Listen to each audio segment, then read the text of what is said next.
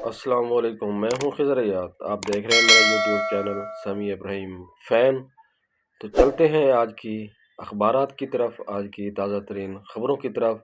सुनते हैं समी इब्राहिम की ज़बानी। अगर आप मेरे चैनल पर नए हैं तो प्लीज़ चैनल सब्सक्राइब कर लें, बेल आइकन का बटन दबा दें ताकि हर आने वाली नई वीडियो आप तक पहुँच सके। तो चलते हैं आज की ख़बरों की तरफ। यूआईएफ अपने आप को डिस्टेंस कर रही है और यही पीटीआई का भी मुद्दा था। तो पीटीआई ने भी हमायत की आज यूआईएफ के मुसव्वदे की आईनी अदालत जो है उसके क़याम तक। आज बिलावल भुट्टो और मौलाना फजलुर रहमान शरीक नहीं हुए, पार्टियों के नुमाइंदगान शरीक हुए। वहाँ पर आज़म नज़ीर तारड़ साहब से सवाल भी हुआ कि आप नए चीफ जस्टिस का क्यों नहीं करते नोटिफिकेशन। तो उन्होंने कहा कि हमारी डेडलाइन है 24 तक और 24 से पहले भी हो सकता है। तो ये नोटिफिकेशन किसी भी वक्त जो है वजारत कानून कर सकती है, लेकिन 24 उन्होंने इसकी बताई आखिरी डेट कि तब होगा। ये तो कार्रवाइयाँ चल रही हैं और मैं आपको इससे पहले बता भी चुका हूँ कि बिलावल इसको अपनी माँ का ख्वाब बयान करते हैं और जो ताबीर मौलाना फजलुर रहमान बयान करते हैं इसकी, वो कहते हैं कि नहीं, ये मेरे बाप ने भी इस पर साइन किया है, मैं इसका हुलिया नहीं बिगड़ने दूंगा।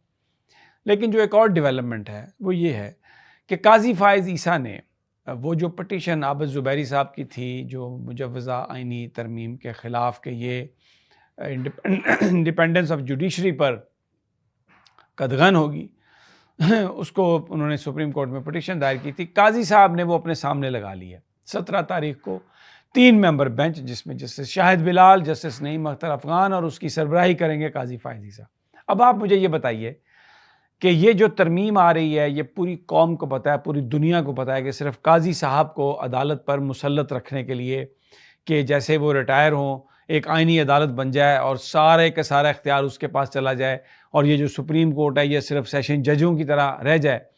तो वो तरमीम जिस पर पूरा पाकिस्तान जो है वो एहतजाज कर रहा है, सिवाय नून लीग और पीपल्स पार्टी के, तो उसको अपने सामने लगा लिया उन्होंने।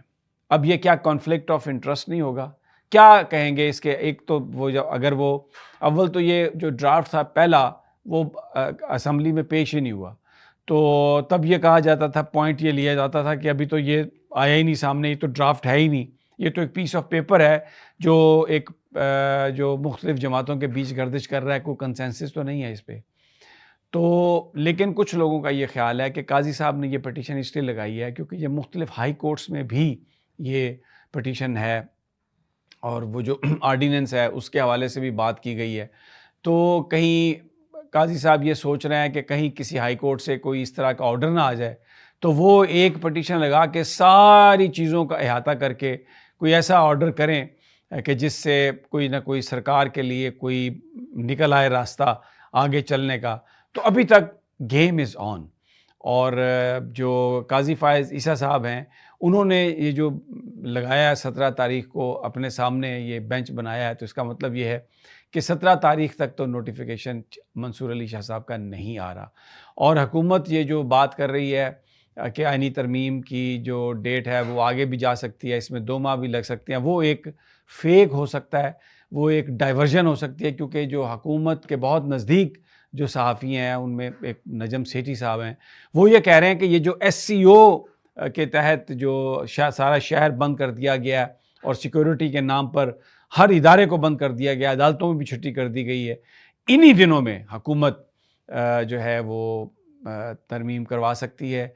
और इससे पहले हमने ये देखा था कि पीटीवी से कैमरे भी नहीं, पीटीवी के कैमरे भी असेंबली हाल से निकलवा दिए गए थे कि अगर वोट ना भी हों तो भी ऐलान कर दिया जाए कि वोट हमें मिल गए हैं। तो जब उसकी वो फुटेज ही नहीं होगी तो कौन उसको देखेगा, कौन गिनेगा? तो एक इंतहाई किस्म की बेईमानी जो है वो हमें नज़र आ रही है। हुकूमत जो करती हुई उसकी जो कोशिश है वो यही है कि किसी तरीके से ये मामला हो जाए। अब आते हैं पीटीआई के एहतजाज की तरफ। 15 तारीख ये सियासी कमेटी ने बड़ी बहस हुई। इसमें एक वाज़ेह मैं आपको बता देता हूँ, एक डिवीज़न नज़र आ रही है। अली अमीन गंडापुर, वकास अकरम, बैरिस्टर गौहर, ये बैरिस्टर सैफ, ये वो लोग हैं जो डी चौक पर एहतजाज के हक़ में नहीं हैं, जबकि उसके मुकाबले में हमाद अज़हर साहब, सलमान अकबर राजा साहब और जो दूसरी क़यादत है वो ये कहती है कि यहीं पर ही होना चाहिए एहतजाज। और मुराद सई ने इस हवाले से एक कॉल भी दी है।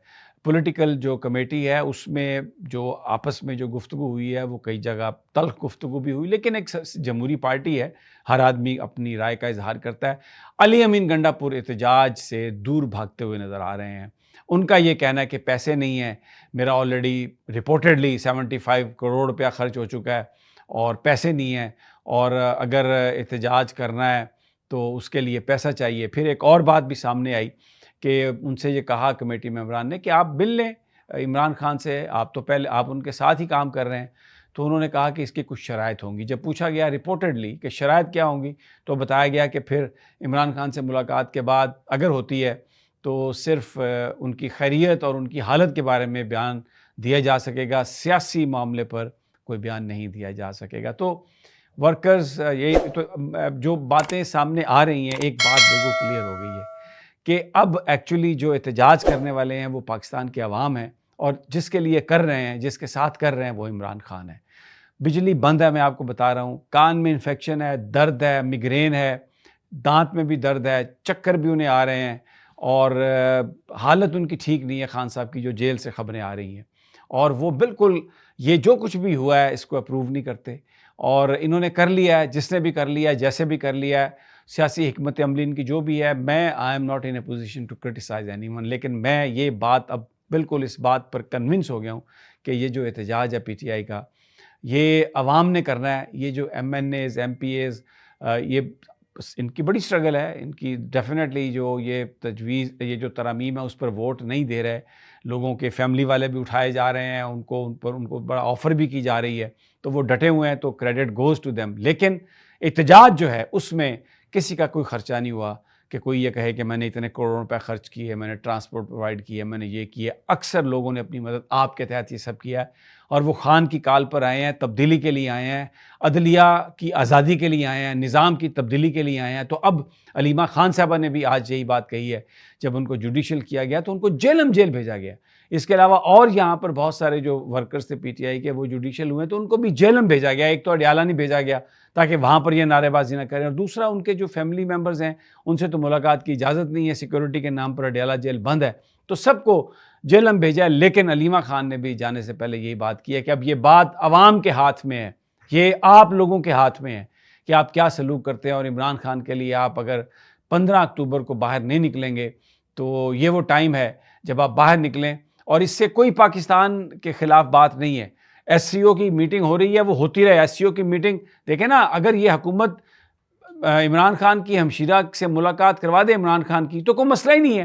तो SCO समिट को तो सैबोटाज हुकूमत खुद कर रही है, ये खुद चाहते हैं। यानी ये इतना मसला बनाते हैं, आके तनकीद करते हैं कि जी पाकिस्तान में बड़ी कॉन्फ्रेंस हो रही है, पाकिस्तान का नाम है और इनको एहतजाज नहीं करना चाहिए। तो भाई आप मुलाकात करवा दें, एहतजाज खत्म हो जाएगा। अभी तो एहतजाज सिर्फ इस बात पे है ना कि इमरान खान की सेहत के हवाले से जो इबाहम है वो दूर करें। तो बदनीयती हुकूमत की और ये मलबा फेंकना, झूठ बोलना, कोई मतलब कोई शर्म हयाई नहीं है। तो ये एक गेम चल रही है। तो इंशाल्लाह आपको ताज़ा तरीन से आगाह करते रहेंगे। इजाज़त